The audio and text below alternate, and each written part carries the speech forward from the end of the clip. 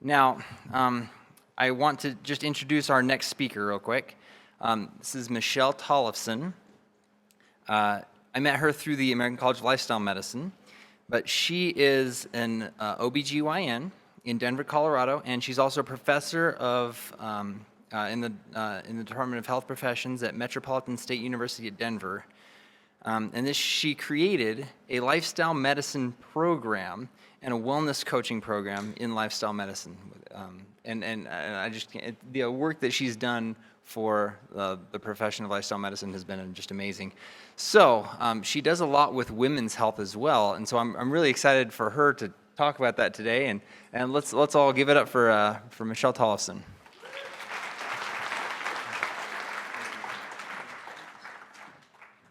Hello, thank you, Scott. Thank you for the invitation to be here with you all today. It's a pleasure to be talking about some of my favorite topics.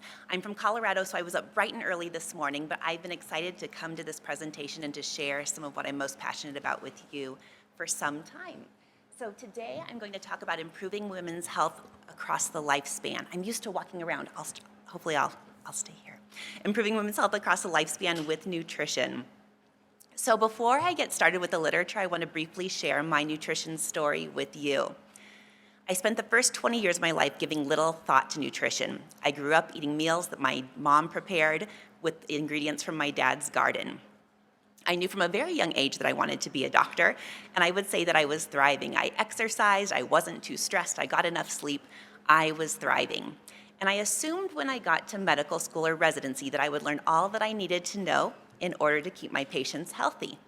However, medical school and residency focused mostly on treating chronic disease with medications and surgery, which were fine, but I didn't really learn how to keep people healthy. In fact, I don't remember a single nutrition lecture during medical school or residency, which isn't surprising since primary care programs on average only do about 2 hours of nutrition training a year. During residency, my home-cooked meals were replaced by middle-of-the-night trips to this McDonald's in my hospital basement, where I would join people pushing their IV poles. I did choose the healthier options, the fruit and yogurt parfaits. I had drug-wrapped dinners and also Diet Cokes to stay awake during OB-GYN morning rounds. I was surviving at that time and not thriving. When I went to private practice and got out, I came back to Colorado, my home, and I started thriving again. I started really looking at what I needed to do with my lifestyle in order to change how I was feeling.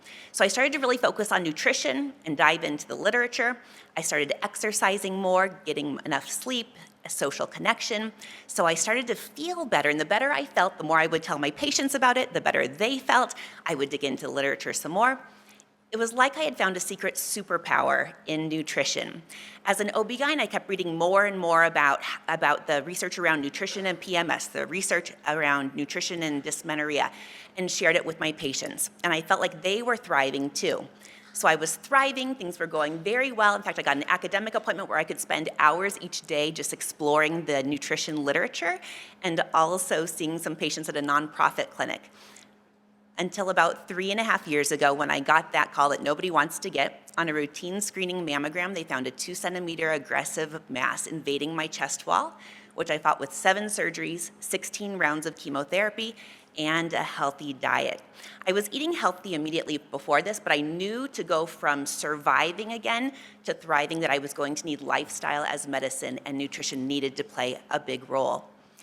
So today, I want you to think about how you can use nutrition to transform your stories, wherever you're at on that surviving to thriving continuum right now, and wherever your patients might be, to use nutrition to help make that ground more fertile so that they can go from surviving, that little plant like I felt like I was during residency as well as during chemotherapy, to thriving. So this hour, I want to talk about environmental contribution to nutrition-related disease, nutrition in U.S. women, nutritional science that motivates women to change from my personal experience, nutrition across the female lifespan, and making it work. So first, some bad news, but I promise I won't stay here with bad news for long. So this shows females in the 2019 causes of death. So on the left, you have birth, and on the right, you have somebody who's 100 years old. So we're going to focus on that green rectangle, women ages 60 to 100. And you can see some women do die of malnutrition and infection, those red bars there. You can see some women die from injuries, suicide, and homicide. That's the green area. But most women in the United States, if you live to 60, are going to die from lifestyle-related diseases, so nutrition-related diseases. Now, of course, nutrition isn't the direct cause of all of those, but there are conditions like cancer and cardiovascular disease and stroke where nutrition probably plays at least some part of that role. And it's not just that lifestyle-related diseases are killing U.S. women, it's that they're shortening their health span. You probably have heard of the difference between the lifespan and the health span. So the lifespan is that whole long arrow, how long someone lives, but the health span is when they're living with that optimal longevity. And so what those lifestyle-related diseases do is that they increase that age-related disease time and they shorten that normal healthy aging. On average in the United States, depending on whose statistics you look at, women are spending the last 8 to 10 years of their life with significant age-related disease that's negatively impacting their quality of life. And so you might think, well, is it like this around the world? But it's not. I pulled these stats from, I think from 2019 or 20 as well. And this is females' years lost due to disability from non-communicable or non-infectious disease. And you can see that we are bright red along with some of the other countries in Western Europe. Now, red is not good. We're losing more years than other places. And of course, Africa, it looks like it might be good, but they have other infectious causes of disease. But still, we don't want to be red. And so when you think about it, why is it? Is it just that we American women have no willpower? Is it that we have genes that lead us to have all these non-communicable disease? I would say we need to look to the environment for at least some of it. So since 1800 to current, we have gone, in the United States, we've gone from about less than 5% of our food being processed to between 2/3 and 3/4 of our food being ultra-processed. We've had the removal of health-promoting elements such as bran and the addition of health-harming elements such as added salt and sugar and additives and colors. Now, if you look at the research of the blue zones from Dan Buettner with National Geographic, these are the 5 areas on the planet where people live the longest, the healthiest. So it's not just that they're living really long, they're living long, healthy lives. In fact, people are more than twice as likely to live to a healthy age of 90 if they live in one of these blue zone regions, often spending a fraction of what they do for healthcare in the United States. Now, I've spent a lot of time in the Costa Rican blue zone. These are some pictures from traveling there, and it is so easy to eat healthy because you're in an environment that makes it really easy to eat a lot of whole foods and to eat a lot of plants. So I want to briefly share the blue zone food guidelines with you because a lot of this goes along with what we see in the literature around women's health and nutrition recommendations. So retreat from meat. Blue zone centenarians eat about 2 ounces or less about 5 times a month, and 2 ounces is about the size of 6 die. They reduce dairy. Many of them have dairy, but they don't drink a lot of dairy. They slash sugar. On average, Americans consume about 130 pounds of sugar. They consume less sugar. Eliminate eggs, or they don't eat a lot of eggs. Go easy on fish. Snack on nuts. In the blue zones, most people, they're usually having about 1 to 2 handfuls a day. Drink mostly water. They're not doing the sugar-sweetened beverages like we like to do in the United States. They get a daily dose of beans, a half cup to 1 cup a day. They eat a lot of whole foods or a lot of minimally processed foods, a lot of fermented foods. They're not eating so much ultra-processed foods, and most of them are about 95 to 100% plant-based. So now let's talk about nutrition in U.S. women. So the dietary guidelines for Americans recommend that women consume 10% or less of their total calories from added sugar. However, 63% of women ages 31 to 59 get more than 10% of their daily caloric intake from added sugars. And the U.S. Dietary Committee, as well as other leading experts, actually recommended that the limit be set at 6%. But even with that 10% limit, we're still not doing very well. The dietary guidelines for Americans recommend that women should not eat more than 10% of their daily caloric intake from saturated fat. However, and the American Heart Association, the Dietary Committee recommended that limit be set at 6%. Still, they went with 10%, but you can see 70% of women ages 31 to 59 in the US exceed 10% of their daily caloric intake from saturated fat, and it's 77% in women older than 59. The dietary guidelines for Americans recommend that women have 2 to 3 cups of veggies. We don't even get 2 cups, 1.5 to 2 cups of fruit. We don't even get 1 cup. Now, whole grains, if you actually look at the printout on the dietary guidelines for Americans, we look like we're doing really well when we look at the number of grains. It's like, we are doing great. We're hitting that 5 to 6 mark. However, if you dig a little deeper, you find that American women are getting fewer than 1 serving of whole grains per day, less than 1 serving. So in the United States, we have a plant deficiency. I have the 3 Fs. I teach students at our university and also patients, and I like to tell my patients and students, fiber is fabulous for females. It's actually fabulous for everyone, but we'll just go with the 3 Fs. Fiber is fabulous for females. The Dietary Guidelines for Americans recommends that women get 22 to 28 grams of fiber a day, but the average American woman gets about 12 grams of fiber a day. And fiber is found in plants. It's what gives them the structure. So we have a fiber deficiency or a plant deficiency in the United States. Our food is fast, it's supersized, it's formulated to be addictive, it's available 24/7, it's nutrient poor and calorie dense.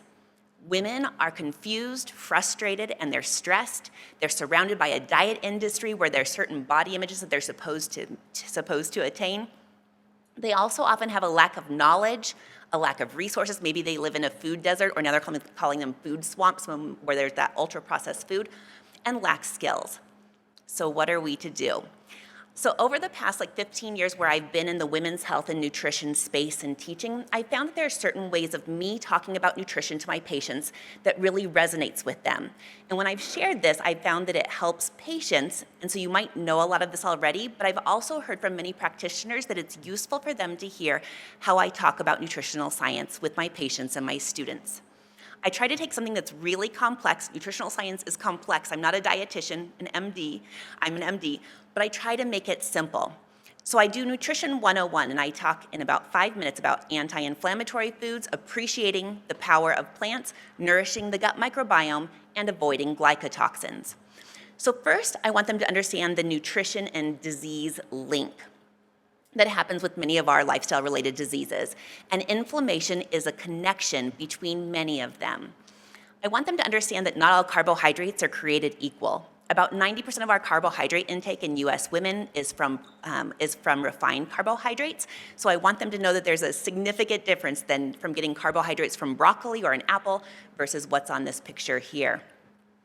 I want them to understand that every bite is a choice to thrive or survive. If they are eating hot dogs and they're eating pizza and energy drinks and candy, they are just going to thrive, or they're going to just survive.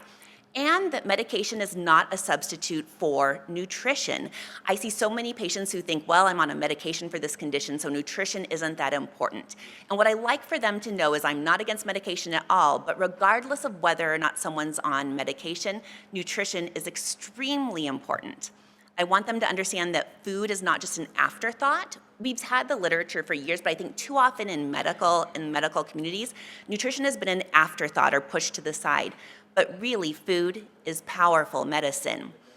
I want them to know fiber is found in plants, and fiber is fabulous for females as far as satiety, improving cholesterol, decreasing the risk of cardiovascular disease, decreasing the risk of dementia, improving glycemic control, decreasing the risk of type 2 diabetes, and even decreasing the risk of some cancers. I want them to understand the importance of phytonutrients. I hear too many people say, I'm plant-based or I avoid these foods, and that's great, but what are they filling their plate with? I want them to understand the power of plants and the phytonutrients, which are bioactive plant-derived compounds associated with positive health effects. They're what give plants their taste, their color, their smell. They're carotenoids, flavonoids, phytoestrogens, and polyphenols. Most of them are antioxidants, and they protect plant cells, but they also protect our cells. They decrease inflammation, and they decrease the risk of lifestyle-related disease. After talking about that, I move on to the gut microbiome because most people now have heard something about the gut microbiome, the trillions of bacteria that are in their gut. And so what I tell them is you don't have control over some of the things that impact your microbiome, like your age, but you have control over what you eat.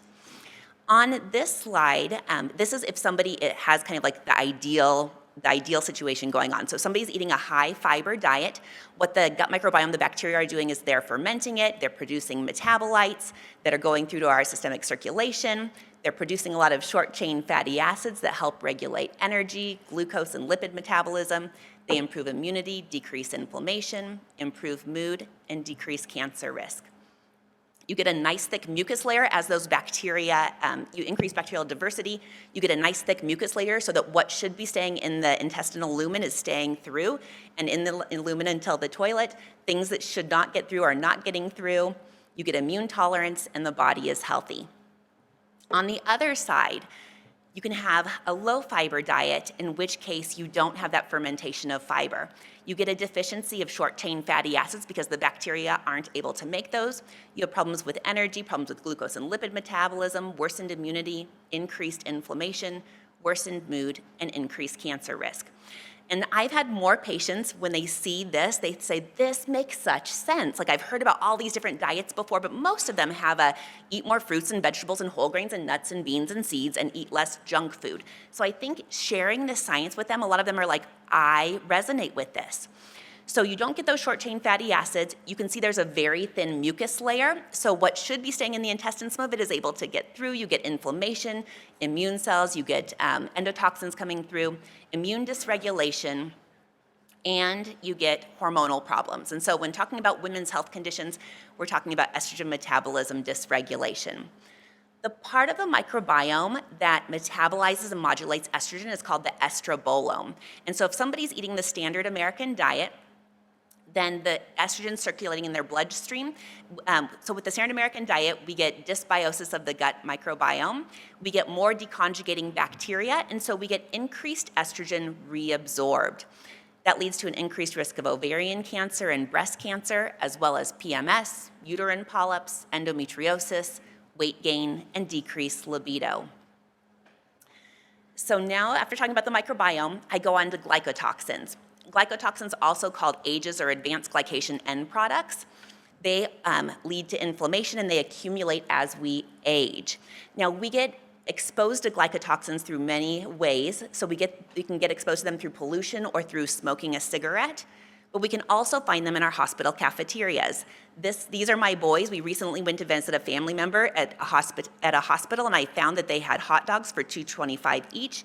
The cooking of animal products or meat will lead to the Maillard reaction and the increase in glycotoxins. I couldn't find any pears in that cafeteria, and then my boys were only too proud to showcase the ice cream they found with ultra-processed foods. So glycotoxins are high in cooked animal products as well as ultra-processed foods too, in addition to cigarettes. Glycotoxins are associated with inflammatory diseases. They accelerate aging, premature skin aging, and I know that might not sound very exciting, but I thought of when I'm putting this together, when I tell patients that they're accelerated with skin aging, a lot of women say that that's very motivating for them. Poor wound healing, telomere degradation, premature morbidity, and mortality.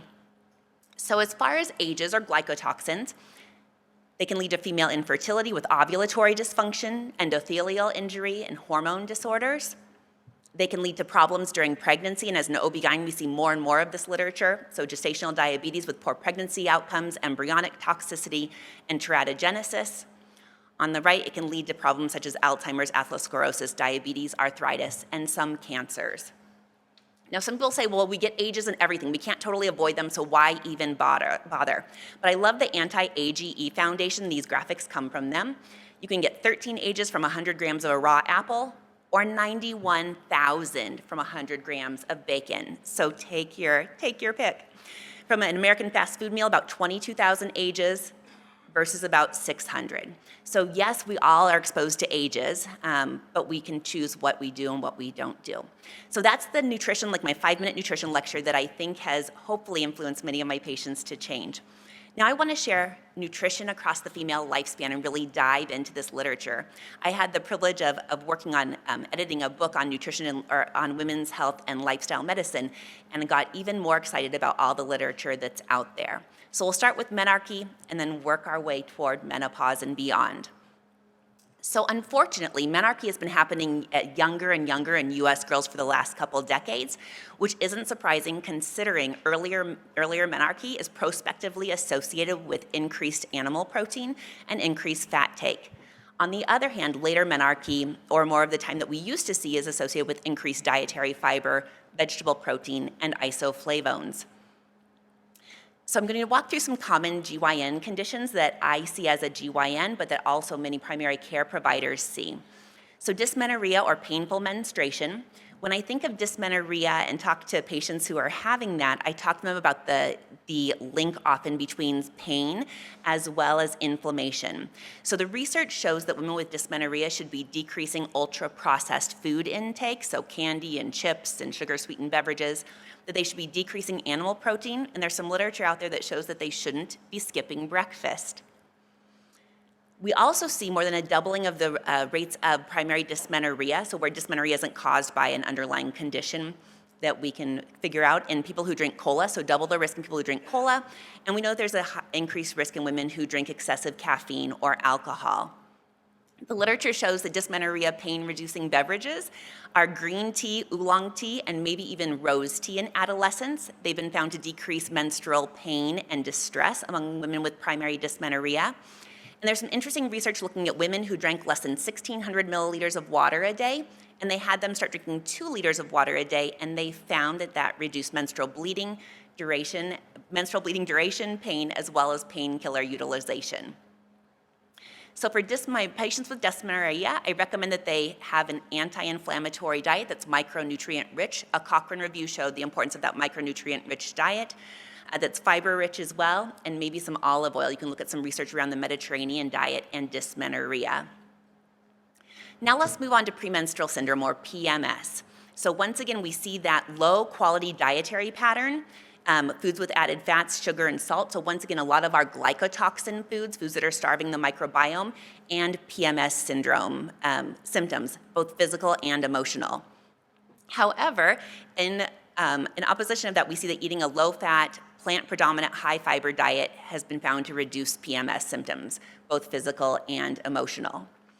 Now, my patients often like this study because I share with them, or these studies, because I show that they can do, if they want like one switch, so if somebody's there with PMS and I have a minute or two with them, I can tell them there's research that shows that if you just take your refined grains and you switch them for whole grains, that you do that replacement, that you can decrease general, mood, physical, as well as behavioral PMS symptoms. And I've had some patients who've had great responses with that.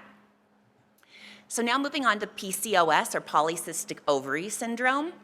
We believe that glycotoxins contribute to PCOS development in sequelae, possibly due to ovarian granulosa cell toxicity. Women with PCOS who have an increased dietary glycotoxin intake, this parallels their insulin resistance. However, the exciting thing is that in women with PCOS with a low glycotoxin diet, we've found that it improves insulin resistance, lowers oxidative stress, inflammation, as well as weight.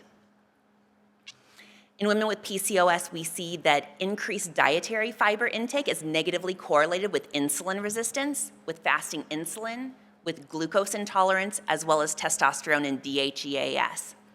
We also see that dietary magnesium, but not necessarily magnesium supplements, but dietary magnesium, so the whole grains, the leafy greens, your nuts and beans, that this is negatively correlated with insulin resistance, with C-reactive protein and testosterone in women with PCOS as well.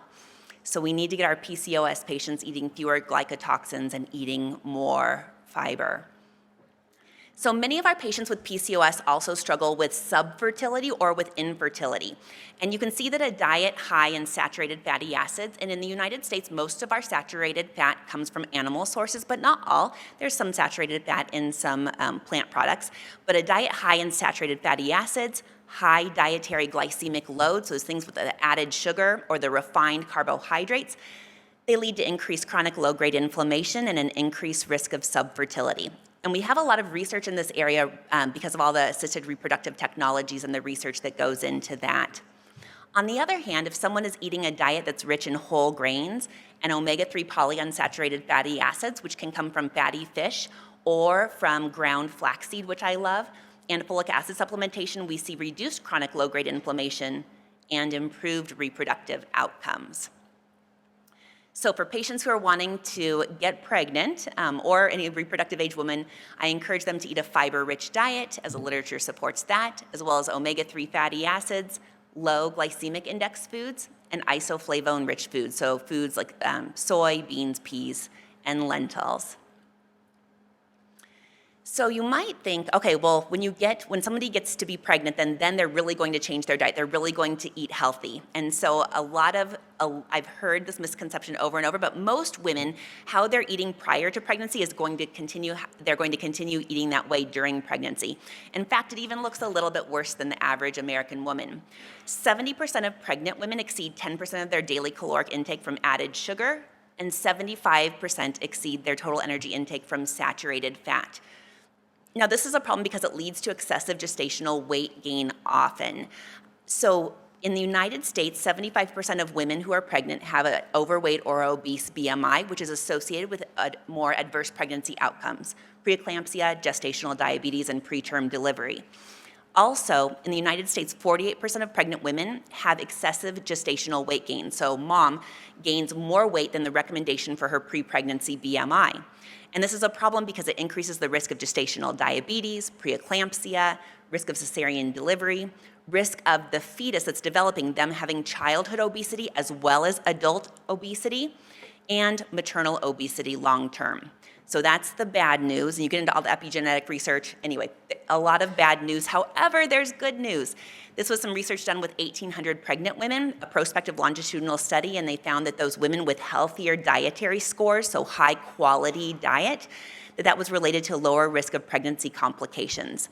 In fact, they saw a significant inverse association between a healthier diet and a decreased risk of gestational diabetes, preeclampsia, and preterm delivery. Also, this is real interesting. So in pregnancy, second and third trimester, the recommendation is to be having about 34 to 36 grams of fiber a day. So remember, the average American woman gets 12 grams, the average pregnant woman gets 17.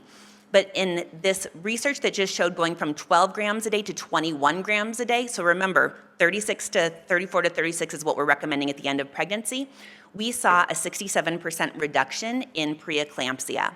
There's also prospective studies looking at the DASH diet and Mediterranean diets and adherence that's been shown to decrease preterm of birth by 39% in one and 41% in the other. So some really exciting things coming out around nutrition and pregnancy. Now let's talk about sexual health. And I love talking about health, but in the United States, sexual dysfunction is really common. About 40% of all women in the United States have sexual dysfunction of some type. And a Western dietary pattern is indirectly linked to sexual dysfunction. Women with metabolic syndrome, women with vascular problems, especially in the pelvic vasculature, they have significantly increased rates of sexual dysfunction and pain with intercourse. We know that dopamine increases with sexual desire, arousal, and pleasure.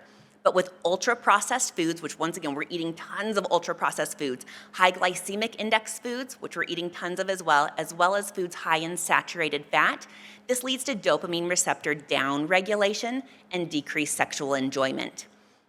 Some really interesting research looking at if you take women who are recently diagnosed with type 2 diabetes and you know their risk of sexual dysfunction goes way up over the next several years, but some great research looking at putting them on a Mediterranean diet and you're able to not have that significant rise.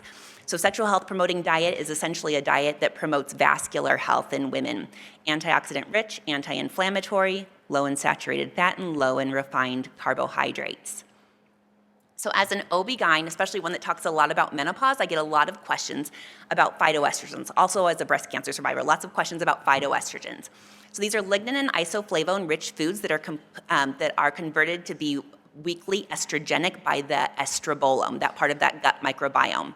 And they sit on the estrogen receptor, but what they do is they prevent excessive endogenous estrogen stimulation and prevent excessive xenoestrogen exposure. So they support estrogen balance. Some examples of my favorite foods are flax seeds, sesame seeds, tahini, leafy greens, cherries, blueberries, tofu, and broccoli. Now, this is some great research that came out from Neil Barnard with the Physicians Committee for Responsible Medicine. So a fairly small trial, 84 postmenopausal women, all having moderate to severe hot flashes, and they did a randomized controlled trial. Half did no intervention, so half they were just kept eating the same way they were. The other half had a low-fat vegan diet, including a half cup of whole cooked soybeans daily. So they're getting that soy. And what they found was there was a significant decrease in psychosocial complaints, physical symptoms, as well as sexual dysfunction, and an improved menopause-related quality of life. Also, they found that moderate to severe hot flashes decreased by 88% in the low-fat vegan soybean group versus 34% in the controls, and that half of the women who were in the intervention group had no moderate to severe hot flashes at the end of the research versus no change in the controls. And the greater somebody's fat decrease and the greater somebody's increase in fiber, the greater the decrease in hot flashes. So for my patients with hot flashes and night sweats, I recommend that in addition to exploring soy, that they stay well hydrated, as even a little bit of dehydration can trigger hot flashes in some women, that they watch alcohol, caffeine, hot beverages, and spicy foods, as these can be triggers for some women, not all, but some women too, that they get omega-3 fatty acids. I tell all of my patients the easiest way to do it, I think, is to put some ground flaxseed in your daily smoothie. Calcium-rich foods, enjoy plants, and avoid the sugar cycle, because that rise and fall of sugar can trigger hot flashes in some women, and it's also associated with increased mood lability, which is a problem for many of the perimenopausal and early postmenopausal women. So I like to tell my patients, fiber is fabulous for females, and prioritize plant protein, the 3 F's and the 3 P's. So obviously protein is important throughout a woman's lifespan, but it becomes really important during that perimenopausal transition and beyond. Many of the women at the perimenopausal transition start losing lean muscle mass and gaining fat mass. And so we really need to be looking at protein and getting adequate protein in order to support that keeping that lean muscle mass. So this came out of the Women's Health Initiative, and they looked at over 100,000 women, postmenopausal women, who were followed for about 20 years. And they found that those who were eating more plant protein, so beans, peas, nuts, seeds, spinach, people who were eating more plant protein had less cardiovascular disease, premature, and dementia-related death. Those who were eating the most processed meat had the highest risk of dementia-related death. And that women who substituted red meat, eggs, or dairy and substituted those and put in plant protein had a lower risk of premature death. Now, in the United States, we get a lot of our protein from animal products and not very much from plant protein. So I like to tell my patients about this research and let them know that I think it's important that they think about how much plant protein they're getting. You can see a cup of lentils has about 18 grams edamame, so getting your soy in has 17 grams in a cup. Black beans, so remember in the blue zones, remember back to that research, they're eating half a cup to a cup a day of beans. Almonds, in the blue zones also, they're snacking on a handful or two of nuts a day, peas, baked potato, and spinach. And so I want them, regardless of what their thoughts are about meat, I want them to think about getting adequate plant protein, regardless of what else is on the rest of their plate. Because these types of plant protein have been shown to have a positive impact on health, and they also have phytonutrients and fiber as well. Now, this is a great research study. I was so excited when a great review. When I read it, I forwarded it to several of my friends. It came out in Neuroscience last year. I want to introduce you to 2 of my favorite phytonutrients, the pigmented carotenoids lutein and zeaxanthine. These are both antioxidant and anti-inflammatory carotenoids. They are the primary neuropigments in the brain and retina. And even though women consume foods with higher amounts of these, we have about 38% less bioavailability in the sites that improve brain function and prevent degeneration. We think that this might be part of the reason that women have the increased vulnerability to neurodegenerative diseases, as 70% of all women, all macular degeneration occurs in women, 66% of all dementia, and 80% of all autoimmune disease. The good news is that these lutein and zeaxanthine can be used prophylactically as well as palliatively, and that's where I would encourage you to read this research, because they do a great job of reviewing the literature. They've been found to improve memory, problem solving, and executive function, possibly slow some disease progression with macular degeneration and some dementia, and decrease the incidence of breast cancer, multiple sclerosis, inflammatory bowel disease, and skin wrinkling, which are all conditions that women experience more than men. So by now, hopefully you're saying, where do I get my lutein and my zeaxanthine? And spinach comes out at the top for both of them, so it's leafy green time. So spinach, kale is number 2. I have a green smoothie every day. After reading enough of this research, I'm like, I will do the green smoothie every day. And then a lot of your green and orange veggies, zucchini, carrots, pistachios, kiwi, squash, broccoli, green peas, Brussels sprouts, orange pepper, corn, and pumpkin. And there are others, but those are the leading ones. So For green leafy vegetables and brain plaque, this is some research that came out in the journal Neurology just this year. They showed that people who are getting 7 or more servings per week of green leafy vegetables had plaque amounts in their brain that were about 19 years younger when compared to people who are getting 1 or fewer servings a week. I told my mom and she was like, okay, I'll do the green smoothie thing too. Also with leafy greens, we found that increased leafy greens, about a cup addition, decreases all-cause mortality, so about a 25% risk reduction in this research with added leafy greens. So a lot of reasons to try to get your greens in. So for my patients who want to emphasize their brain health, and I mean, who doesn't want to improve their brain health? As a breast cancer survivor who went through early menopause, I know I have an increased risk for dementia, so I would like to follow this research really closely. So they should emphasize leafy greens and eat a rainbow of fruits and vegetables, berries, especially blueberries if you look at the literature, and that's where you can just put some frozen blueberries. I always keep frozen blueberries in my freezer so I can dump those into my smoothie. Walnuts and almonds, extra virgin olive oil, some of the research around the Mediterranean diet, spices, whole grains, beans, peas, and lentils. So that was brain health, and now look, tremendous overlap with that and bone health. We know that women with osteoporosis, that they have decreased antioxidant levels compared to women without osteoporosis. So for bone health, we want to encourage calcium-rich foods, and most people know that dairy products have calcium, but you can also get calcium from leafy greens. They make an appearance again: broccoli, garbanzo beans, fortified plant milks, and others. For bone health, magnesium is important. Again, seeds, nuts, and leafy greens make another comeback. Vitamin K, leafy greens and broccoli. Folate, greens are listed there, and carotenoids, of course, we just talked about lutein and zeaxanthin, so greens too, and adequate protein. And then not surprisingly, by now you've seen that there's so much overlap between what we hear about the way that people eat in the blue zone and how the research shows we should be eating for women's health conditions. So for bone health, avoid or limit the Western dietary pattern, fast food, excessive protein, excessive salt, excessive soda, and excessive alcohol or coffee. And then as a cancer survivor, I want to share some cancer information with you. This is from the American Institute for Cancer Research, and this is their suggestions for cancer risk reduction goals, but these are also essentially the same recommendations that are recommended for cancer survivors like myself as well, and there's some cool new literature in that area too. They recommend including more whole grains, non-starchy vegetables, fruits, beans, and lentils. They recommend eating a diet high in all types of plant food, including at least 5 servings of a variety of non-starchy vegetables and fruits each day, so the potatoes and the French fries don't count. And they recommend eating at least 30 grams of fiber. Now remember, the average American woman in the United States is getting 12 grams of fiber, so we have a lot of work to do.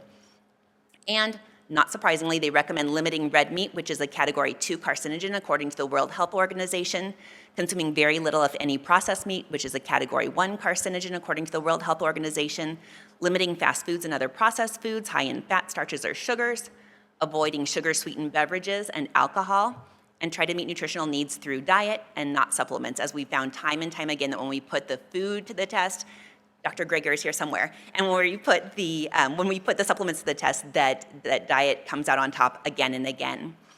And then as a breast cancer survivor, I also wanted to share this with you because I think a lot of our patients say, I'm not eating that unhealthy stuff. I don't drink soda, or, but I'm plant-based. And so that's great, but if you look at this research that came out last year, a 21-year cohort of 65,000 postmenopausal women. The people who adhered to the healthy plant-based diet, so like the high-quality diet, lots of fiber, was inversely associated with breast cancer. Not surprising.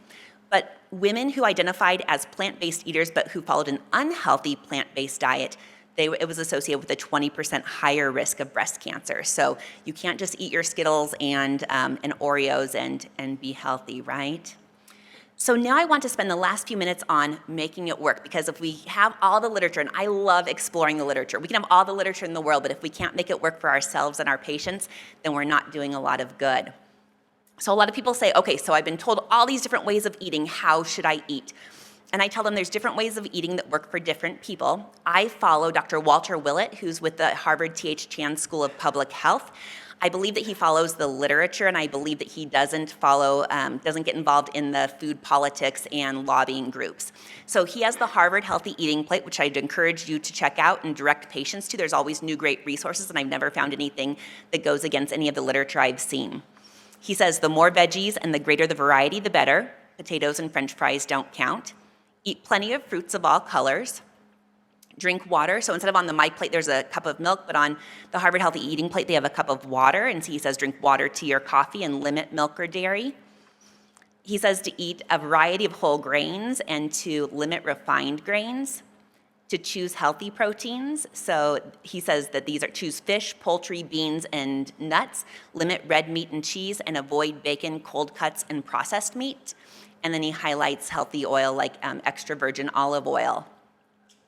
So when people ask about the North Star, I say most of our women are starting at the standard American diet, and I try to meet people where they're at without shame, blame, or guilt, because trying to tell them this is how you should eat doesn't work. And so I try to just share the literature with them around what conditions they're experiencing, use teachable moments, and hopefully that makes them want to move in the direction of eating more fruits and vegetables and whole grains and nuts and beans and seeds and legumes. I want them to see food as nourishment and fuel, and that's how I talk to them about it. I want them to eat high-quality foods that are nutrient-dense, that are minimally processed, that are anti-inflammatory, that are fiber-rich. I tell them to try to keep it simple. There's all this different noise with nutrition, but try to keep it simple. Eat more plants and less junk food.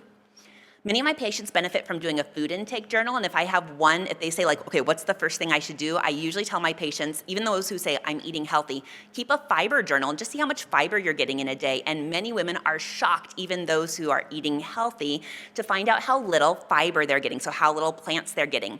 But you do want to warn patients, if they're low, don't jump all the way up to the AICR recommendation of 30, or you'll have some GI problems, so slowly move in that direction. They can track their fruits and vegetables and whole grains and beans and seeds and nuts. I also like for them to track their energy so they can be really mindful of how their energy is changing or how symptoms are changing. So if a woman has PMS, I want her to track her food intake and then also be mindful of her PMS symptoms. And so I love the research, but once again, let's get practical. So with the microbiome, my patients say, what should I eat to have a healthy microbiome? And I tell them that your microbiome loves plants, but these are the plants that I say make your microbiome have a party. So prebiotics are non-digestible without a microbiome. They lead to an abundance of beneficial bacteria, lower insulin resistance, and increased short-chain fatty acid production. So my favorite prebiotics include onions, garlic, whole grain breads, soybeans, and bananas, among others. For probiotics, I recommend that people get their probiotics from food rather than from supplements. Probiotics are just live bacteria associated with health benefits. They increase microbial diversity and strengthen the intestinal barrier. So I recommend that people get in some probiotic foods every day if possible. Plant-based yogurts are one of my favorites that I include in my smoothie every day. Sauerkraut, fermented cabbage. Miso, a fermented soy paste that's used in soups. Tempeh is pictured here, fermented soy product. And pickles. You want the ones in the refrigerated section, not the ones with lots of added sugar and vinegar that are on the regular shelf. The American Gut Project had the #1 indicator of a healthy microbiome as the amount of plant diversity. So I try to encourage my patients to eat the rainbow, to try to get a variety of different plant foods. I encourage smoothies for those people who are struggling with getting in their greens or getting in enough fruits and veggies, as you can put a lot of different things in there that can really benefit your health and well-being. Nuts, I encourage them to try some nuts. That goes along with the blue zones. Of course, they are energy dense, so you need patients to be mindful of the caloric density, but that goes along with the blue zones as well. To try to increase whole grains and decrease refined grains. To try to get lentils, beans, nuts, and seeds in. There's some research done on the increased life expectancy with changes of certain foods, and we found that the largest increase in life expectancy happened when people started eating more lentils and beans. So many of my patients say, how do I do this? Dips like hummus, spread it on sandwiches, add it to salads, soup, and pasta, roast, snack on them. You can buy them pre-cooked, just watch the salt. Do whatever works for you. Meal prep can help people with making this work with healthier foods and having it where it's visual or where it's visible and can be seen. This is the fruit basket that I have on my counter from the Blue Zones. It reminds me of keeping fresh fruit visible where my kids hopefully will snack on it, and me. You can have meals or ingredients delivered, and I do that, especially during times where I'm really busy, where the ingredients just arrive to my door. And I can put together a healthy meal. Watch how the taste of foods change. A lot of people will say, oh, I don't like fruits or I don't like vegetables. And I say, let your taste buds change. It usually takes about 3 to 4 weeks to really notice that things are getting sweeter if you start to limit your added sugar intake. Taste buds do change over, though, I think every 10 days or so. Don't say you can't have treats, so I don't tell my patients, don't try to avoid something. So my family loves ice cream, but we do nice cream now. So frozen bananas and frozen berries, and then put them on a bowl of berries or something like that. That looks delicious right now. Experiment with and embrace veggies. I cooked a lot of mushy vegetables when I was first starting to look at the nutrition literature that were horrible. So find out how to cook things that you and your family love. Take cooking classes online or on YouTube videos. Then you can make that delicious food at home, because if the food isn't delicious, you're not going to continue it for a lifetime. Watch your portions, especially with some of those foods that aren't as healthy. But I try to do no shame, blame, or guilt and meet people where they're at and teach them how to eat healthier one step at a time. I don't like the terms vegan or vegetarian, but they can be really great recipe search terms, including I like whole food, plant-based, Mediterranean, inexpensive, family-friendly, quick, easy. Throw them in and see what you find. It's also possible to eat healthy on the budget. The American College of Lifestyle Medicine has a great resource for healthy eating on a budget. Have a plan for potential obstacles, like when you travel, like when you're in your car a lot or busy for work. Try to get them to connect why they want to change their nutrition with their purpose. Why is it that it's worth making these dietary changes? Why is it that it's worth trying to learn how to cook vegetables? Enjoy eating with others. Some people are ready to make giant changes with their nutrition, and that's great because they'll often see a big change in their symptoms. But even if they're not ready to make giant changes, often they'll have micro goals and micro steps which move them in the right way. And don't do this alone. We need to surround ourselves and our patients with supports, whether that's registered dietitians or wellness coaches or other physicians, getting them to join local groups, so seeing what resources your community has for healthy eating classes, maybe your YMCA, and then look for resources. So some of my favorite nonprofit organizations are the Ardmore Institute of Health with Full Plate Living, the Plantrition Project. They're actually here down the hall. When I was signing books, I saw them. So they're here at the Plantrition Project, and you can actually check out that quick start guide. Old Ways, which I love because it focuses on cultural food traditions, and it has some different pyramids too, some great recipes. Of course, Dr. Greger's Daily Dozen, a free downloadable app where they can check off their servings of beans and spices every day. So I love that, especially for patients who are just getting started. This is the American College of Lifestyle Medicine, some of their free resources. They have that whole food, plant-based eating on a budget download, which is free for patients, and so many of my patients have had a lot of benefit with that.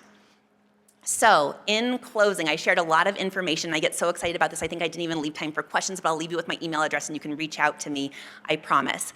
So think about how you can use nutrition to go from just surviving to thriving, because we've all been at the just surviving stage, and we truly want to thrive. And when we start eating healthier, just like I started spreading the word to my patients, I saw them getting healthier, I got excited, they got excited. When we are optimizing our health, when we are thriving, we're more likely to be able to spread it to others and share the thriving with our communities. So thank you so much. I think I have 20 seconds left. I apologize I took so long. I get excited about the research. Feel free to take a picture of this if you want, and you can email me directly with any questions. Thank you for the opportunity, Scott. I love this. So thank you for letting me share my passion with you.